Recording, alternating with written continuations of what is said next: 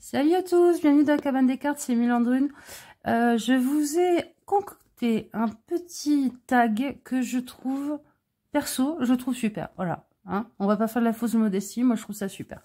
Pourquoi je trouve super? Déjà, je trouve que il est très ludique à faire et deuxièmement, il sort un petit peu de ce côté tag où on parle toujours de soi, de ses goûts, de ses jeux pour soi, blablabla. Bla bla. Alors, ce tag, il est très simple. J'ai fait une liste de 30 personnages fictifs de plein de sortes différentes. Je vais vous montrer. Hop. Alors, on a Moana, Buffy, Aphrodite, Diane du livre Perdu des sortilèges. Bon, il n'y a que celle-là que vous connaîtrez peut-être pas trop, mais vu qu'il y a les bouquins plus la série, ça devrait aller. Et Kat, Bastet, Ariel, Mercredi de la famille Adams, Clochette, Alice, Circé, Pocahontas. Mais il y a des hommes aussi. Hein. Léonard de Vinci, Hadès, Willy Wonka, Gandalf, MacGyver, Jon Snow de Game of Thrones, Jack Sparrow, forcément, Indiana Jones, Hermione Granger, Daenerys Targaryen, Sailor Moon, tout ça, tout ça. Je vous mets la liste de toute façon pour que vous puissiez la recopier. Le principe, c'est simple. Alors, soit en faisant des petits papiers, soit en faisant une liste et vous avez les yeux fermés et paf, vous tombez sur un nom. Vous allez choisir, enfin vous n'allez pas choisir, vous allez tirer au sort d'une façon ou d'une autre. Ça peut être avec des dés aussi, hein. Vous tirez avec des dés. Un personnage, vous vous débrouillez, vous faites votre tambouille. Le principe c'est, je suis amie avec cette personne. Par exemple, je suis amie avec Buffy. Ou je suis amie avec Moana. Voilà. Moana Vaiana de Disney. Et je vais lui faire un panier de 5, maximum 6 jeux. Allez, on est gentil, on met un jeu en plus maximum. Qui pourrait lui correspondre, qui pourrait lui plaire. Alors, à quoi ça sert? Premièrement, ça sert à montrer plein de jeux assez différents. Deuxièmement, ça sert aussi à proposer des jeux à des gens qui se reconnaîtront peut-être dans ces personnages. Alors oui, dans l'archétype coquillage, mer, crustacé, tout ça, mais aussi peut-être en allant un peu plus loin dans les enjeux qu'il y a dans son histoire, dans ce qui lui tient à cœur. Hein, vraiment, je suis amie avec Bastet, qu'est-ce que je vais lui proposer comme 5-6 jeux qui pourraient lui correspondre? Déjà, ça peut faire des propositions de jeux à des personnes qui se reconnaîtront dans ces personnages et ça sortira un petit peu de toujours parler de soi. Ce qui peut être sympa, c'est que si vous avez vu des revues déjà où il y a un personnage que vous tirez, bah, si vous vous sentez assez à l'aise pour le faire, tirez un autre personnage à la place qui est une multitude de propositions. Voilà. Bon, je vais faire mes petits papiers, moi perso, et on se retrouve pour mes 2 paniers, pour mes 2 amis imaginaires. Allez les amis, je viens de faire mes 30 petits papiers, je vais les mettre, hop, dans... voilà. C'est le tarot des femmes au foyer. Voilà. Et je vais tirer 2 petits papiers. Allez, qui j'ai chopé? Alors, j'ai Hermione Granger d'Harry Potter. Et hop. Et Aphrodite. Ok. Donc, je vais faire une recommandation de jeu pour mon amie Hermione Granger. C'est rigolo, parce que mon chat s'appelle Hermione. C'est un mâle. Posez pas de questions. Et pour mon amie Aphrodite. Allez, je suis partie. Je vais faire ça et je reviens vous présenter ça. Allez, on est parti. Alors, pour Hermione, ma copine Hermione, je pense qu'elle est toujours préparée pour tout. Elle a un côté scout toujours prêt, quoi. Donc, les mini-jeux de Dussert en petit coffret pocket, là, comme ça, avec un tarot de Marseille et un Béline, parce qu'elle a un côté hyper geek quand même. Elle veut tout le temps apprendre, elle veut tout le temps savoir les choses. Elle a un côté très scolaire. Donc je pense que ces 2 systèmes lui iraient bien. Je vais vous les montrer. Des tout petits tarots. Alors, ça c'est le Marseille. Il a les tranches violettes. Il est comme ça. Il a été recolorisé, entre autres par Iéna. Mais moi, je pense que Hermione, elle a cet amour des vieux symboles, ce côté très geek de je veux comprendre, je veux apprendre. Je suis à fond dans l'apprentissage de la base et des choses très traditionnelles. Et je pense que si elle s'intéressait à la carto, elle aurait ce côté passionné un peu partout, par tous les jeux traditionnels. Ça, c'est un mini Béline. Voilà. Donc, je pense que ça irait dans son sac à main. Pour continuer dans le côté pratique, je l'embarque partout. Finalement, même si c'est petit, je me retrouve avec 4500 jeux dans mon sac. Je lui proposerai le petit Lenormand traditionnel. Parce qu'il y a quand même ce côté à vraiment vouloir apprendre les choses et à être une source de savoir, quoi. Et puis à être très au fait des traditions. C'est comme ça que je la ressens. Le dernier, un peu dans cette idée-là, c'est un jeu de cartes. C'est le Highlanders Cohen de New York qui date de 1864. C'est une reproduction chez US Games. Je trouve que le dos lui correspond bien aussi avec ce côté très nature. Très nature mais médiéval. Voilà. C'est un jeu... un jeu très traditionnel. Très médiéval presque. Et puis elle a ce truc d'aller regarder les détails, d'aller compter combien il y a de... Pourquoi il y a tant de petites piques, pourquoi il y a telle couleur, machin. Je la sens vraiment dans ce délire-là, Hermione. Ensuite, comme autre jeu qui a... Moi, Hermione, j'en ai quand même le souvenir. Après, je suis pas une ultra fan de Harry Potter, je vous le cache pas. Que c'est une potionneuse. Donc, l'oracle des sorts enchantés de Priestess Moon. Je pense que ça lui correspondrait vachement. Parce que... Hop là. Déjà, le dos. Le dos, je sais pas. Moi, je sens bien Hermione dans ce genre d'énergie. Et à chaque fois, il y a une plante, une énergie, des informations de date aussi pour faire des choses avec les plantes, pour faire des sorts. Il est... c'est une petite encyclopédie pratique à embarquer un peu partout. Et puis il a ce côté, ouais, enluminure, vieux bouquin. Je la vois bien plonger pendant des heures et des heures sur chaque image à décortiquer. Il y a même des runes, il y a des owam. Plutôt, il y a des owam. Il y a des sigils aussi des fois par moment. Ce petit jeu là, je pense qu'il lui correspondrait très très bien. Puis avec des plantes, vous voyez, là on a l'échinacée, lemon balm, je sais plus, eucalyptus, l'herbe de Saint John, c'est le millepertuis, la rose.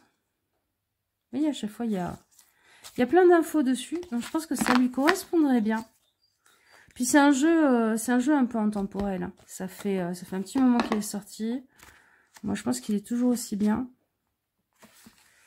Vous voyez, par exemple, l'innocence, douceur, gentillesse, mérite, la marguerite, le symbolisme de la carte, la divination, le rituel des 7 marguerites et un petit rituel à faire.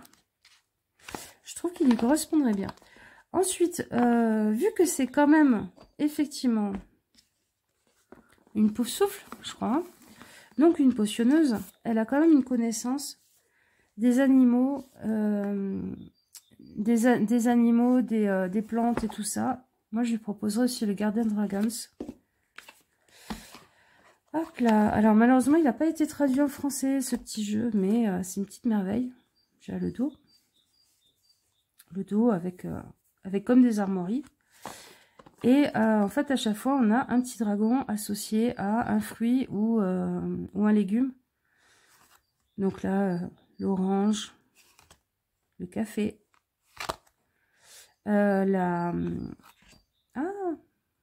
l'aubergine, eggplant, l'artichaut, l'ananas, la tomate, l'oignon, l'ail. Turnip, je crois que c'est le navet. Honeydew, c'est les melons, c'est une sorte de melon en fait. Zucchini, c'est la courgette. Petit pois.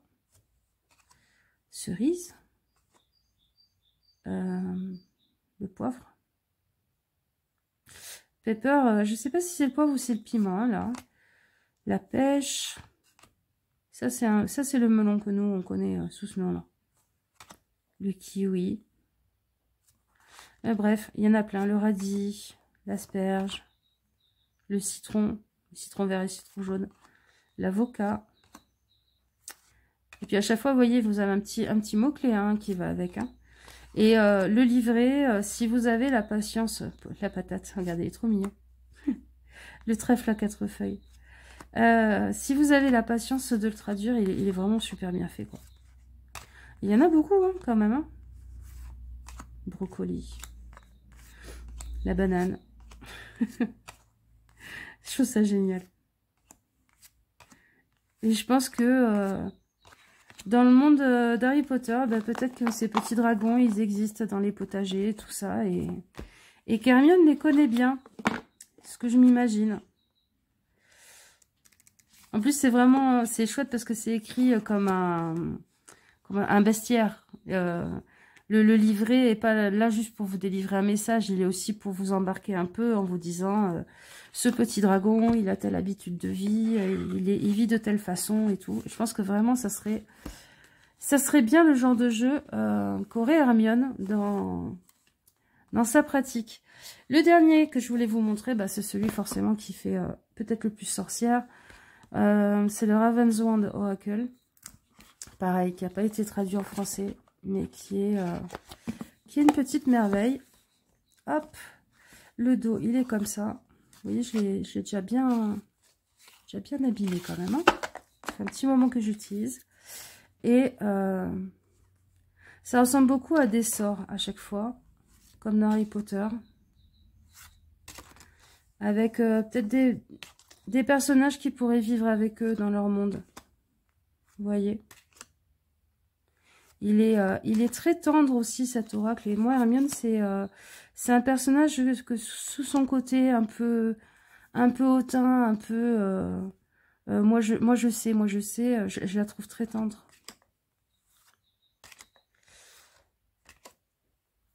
Je pense qu'Hermione, en privé, elle est peut-être dans ses bouquins, mais elle est aussi dans son potager. Elle est aussi en train de soigner les animaux de la forêt, enfin... Il y a plein de fois dans les films où elle fait preuve d'une compassion, où elle est capable de voir au-delà des apparences, vous voyez, comme là. Puis elle a ce côté guerrière aussi, hein, donc je la retrouve beaucoup dans ce jeu, finalement. Voilà, ça serait les jeux pour Hermione. Autant son côté petit rat de bibliothèque, son côté je veux comprendre, je veux savoir, que son côté très nature, très contre les préjugés aussi à l'égard des créatures qui correspondent pas forcément au regard des gens et tout ça. Enfin, voilà. Je trouve que ça lui correspondrait bien. Voilà, ça c'était ma sélection pour Hermione Granger d'Harry Potter. On va passer à Aphrodite. Alors, Aphrodite, bah déjà, on va passer par l'évidence. Je lui ai pris le tarot mythique. C'est une très vieille édition, celle-là. Je ne sais plus de quand, mais... bref. Si vous cherchez exactement celui que je vais vous montrer, faites attention à l'édition parce que les dernières éditions n'ont pas forcément le même look au niveau des cartes. Alors, pourquoi je lui ai choisi ce tarot, le tarot mythique? Parce qu'il est basé sur effectivement la mythologie, hein, mais je trouve qu'Aphrodite, elle a ce côté gossip un peu, hein, à toujours vouloir savoir les potins, à toujours vouloir savoir les petites histoires, les petites affaires de tout le monde. Et ce tarot, il est basé sur les mythes grecs, mais il vous explique à chaque fois dans le livret pourquoi exactement, puis l'histoire qu'il y a dedans. Donc, si vous voulez savoir la petite histoire qu'il y a derrière, pourquoi ça a été choisi pour telle carte, pourquoi ça a telle énergie, je vous le recommande. Ah oui, alors, je vais vous montrer une carte vraiment où vous pouvez identifier la différence avec les nouvelles éditions. J'aimerais bien vous la retrouver. Je vais vérifier qu'elle n'est pas là. Non. Déjà, la qualité de la nature, hein, vous voyez, la finesse de dessin des fleurs, des arbres et tout. Elle a beaucoup changé au fur et à mesure des éditions. Alors peut-être que la qualité des cartes s'est améliorée, mais enfin si vous n'êtes pas un bourrin, ça devrait aller, quoi. Voilà, c'est l'impératrice.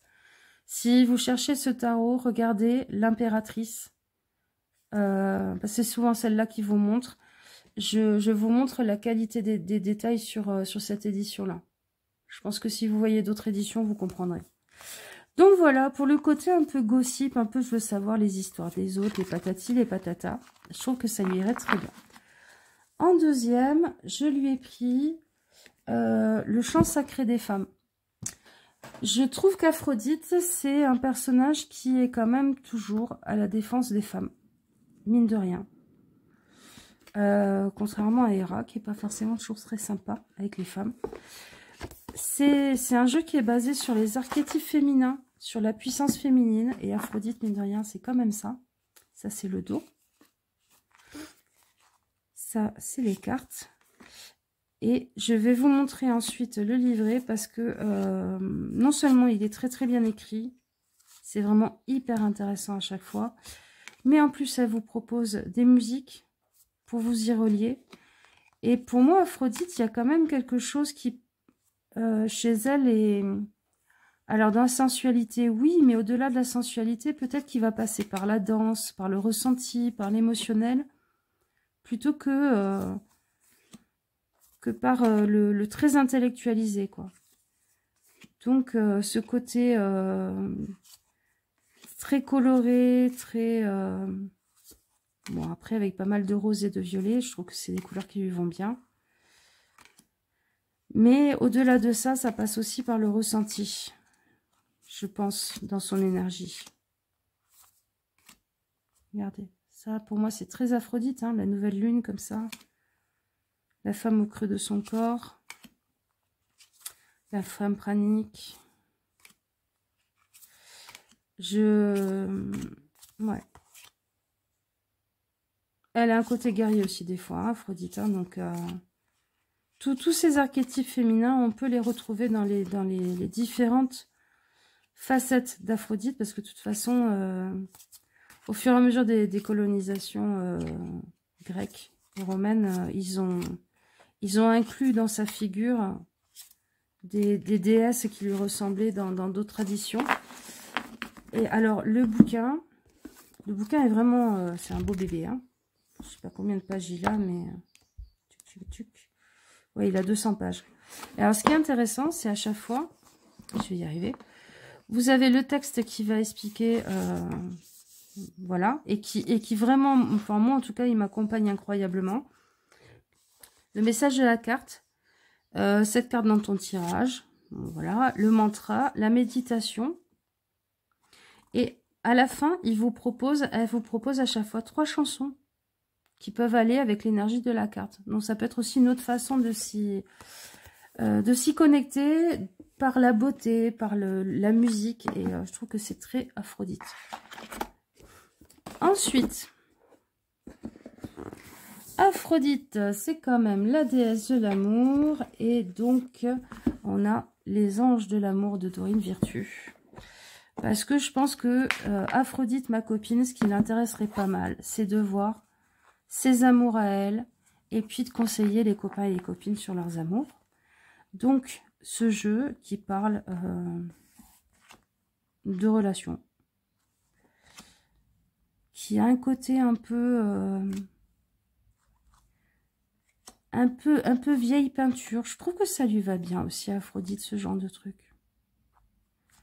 Ce côté un peu rococo. Là, on dirait une couverture de roman à l'eau de rose, quoi. C'est exactement l'énergie que je sens, moi, pour Aphrodite, quoi. Le mariage de convention, mais qui peut être heureux. Venise, enfin, il y a vraiment les mystères aussi. Hein. Ça, la tapisserie à la licorne, hein, c'est un sacré truc. Hein. Ben voilà, ce jeu-là, déjà, pour aider les copains et les copines dans les histoires d'amour. Qu'est-ce que c'est? C'est une carte en plus. Hop. Voilà. Et puis, je pense que même si on lui demande rien du tout, elle va quand même faire des tirages pour savoir... alors, ils en sont où, machin et machine. Je pense qu'elle a ce côté curieux. Curieux, je me mêle des affaires qui sont pas les miennes, quoi. Je la sens vraiment comme ça, la cocotte. Ensuite, hop, pour ma copine Aphrodite, pour compléter celui-là, qui est pas mal, qui parle des relations, mais qui parle pas forcément des dynamiques qu'il y a dedans. Je lui proposerai le grand oracle de l'amour. Parce qu'il est peut-être un peu plus... Ah, j'allais dire, il est un peu plus fin. C'est pas forcément ça. Je vais vous montrer. Il nous parle de l'énergie dans laquelle... de l'énergie qui est présente dans la relation. Des énergies qui sont en train de travailler à travers la relation. Et pas que la relation. C'est-à-dire, le premier, je vous ai montré, c'est peut-être le ressenti qu'a la personne. Où ça peut lui confirmer. Et celui-là, il va plus vous dire dans quelle dynamique on est. Alors, je vais vous montrer. Je vais faire un petit exemple. Hop. Admettons, celui-là, on a tiré... on a tiré « Vous méritez l'amour, vous êtes digne d'être aimé ». Ok. Super conseil de notre copine Aphrodite. Et celui-là, il nous dit... concrétisation, achèvement, mais avec le côté pièce de puzzle. C'est-à-dire, c'est pas toi qui allais pas, c'est peut-être que tu n'avais pas encore trouvé la bonne place dans un cœur qui correspondait à ce que tu es, à qui tu es. Ou vous méritez l'amour, faites attention à la jalousie. Qu'est-ce qu'on pourrait avoir d'autre? Hop, la fragilité et laissez vos amis vous aider. Demandez, acceptez le soutien des autres. Recherchez l'harmonie. Il y a une jolie rencontre qui peut se passer à travers vos amis. Enfin, vous voyez, ces deux jeux, je pense, qui vont bien ensemble pour rechercher l'amour. Et alors, dans le côté à la fois gossip et tout ça, et à la fois... moi, je pense que Aphrodite, c'est la bonne copine qui vous dit, et si vous lui dites, ouais, il y a tel mec qui me plaît bien au boulot, mais je sais pas trop, machin et tout, elle va aller chercher partout sur les réseaux qui c'est, comment il est, comment il fonctionne dans sa tête, et elle va faire des tirages pour savoir, pour aller creuser et vous faire un petit rapport en vous disant, ouais, j'ai vu ça, machin, vous voyez, le genre de copine. Moi, j'en ai, hein, j'en ai qui sont des comme ça. Et je pense que le jeu idéal pour elle, en plus de tout ce que je vous ai montré, c'est les cartes des archétypes. Alors, c'est basé sur les archétypes de Jung. C'est pareil, il n'est pas tout neuf celui-là, mais il est quand même super. Hop là. Il y a beaucoup de cartes, d'accord? Le livret n'est pas gros. Je vous montre le livret. Il y a des cartes supplémentaires si vous voulez rajouter des archétypes. Alors, le livret est pas gros, mais il snipe. Hein, si vous comprenez pas, hein, ou que vous tournez un peu, ouais, je suis pas sûre, machin, la carte, j'ai pas trop compris. Le petit livret, il va vous mettre un coup de shoot en plus. Il y a beaucoup de cartes. Combien il y en a? 74. Il y a 74 archétypes. Alors, à chaque fois, on a le nom de l'archétype, la part de lumière et la part d'ombre. Je vais vous trouver une carte où on arrive à lire mieux. Parce que le problème, c'est que quand elles sont claires, à l'image, ça passe pas forcément. Alors, voilà, on va prendre l'étudiant. Part de lumière, humilité et dévotion face à la connaissance, ouvert à l'apprentissage tout au long de sa vie. Part d'ombre, fait preuve d'arrogance en cherchant à acquérir des connaissances destructrices, refuse de mettre en pratique ses connaissances. Voilà. Chaque fois, tout le monde en prend pour son grade. Il y a tous les archétypes, hein, et c'est vrai qu'on a toujours les défauts de nos qualités et les qualités de nos défauts. Métamorphoseur, tiens. Part de lumière, habileté à se déplacer d'un niveau de conscience à un autre, a le don de voir le potentiel en toute chose. Part d'ombre, projette une image qui sert ses intérêts du moment. J'ai les ongles dégueulasses. Je suis désolée, j'ai commencé les semis, j'ai les ongles dégueux. Voilà, je pense que notre copine Aphrodite, elle s'amuserait pas mal avec ces jeux-là.